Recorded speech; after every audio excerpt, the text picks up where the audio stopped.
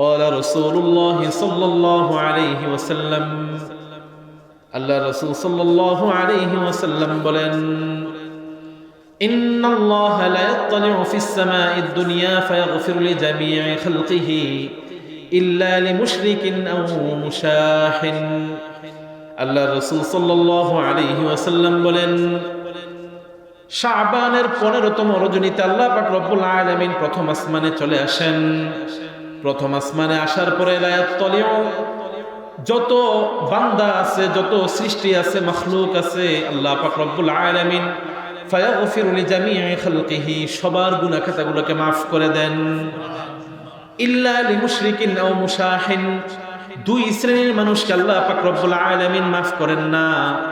এক নাম্বার হলো লিমুশরিকিন যারা আল্লাহর সাথে শিরিক করে, ওই রাতে আল্লাহ সব maaf করে দিল, মুশরিককে আল্লাহ কখনো maaf করেন না। দুই নাম্বার আও মুশাহিন ওই ব্যক্তি যে অন্য মানুষের সুখ দেখে ভিতরে ভিতরে জ্বলে, অন্যের সুখে যে হিংসা করে, আল্লাহ পাক রব্বুল আলামিন এমন ব্যক্তিকে maaf করবেন না। নাউজুবিল্লাহ। এটা কি ধমক না স্বাভাবিক বিষয়? ধমক না বড়?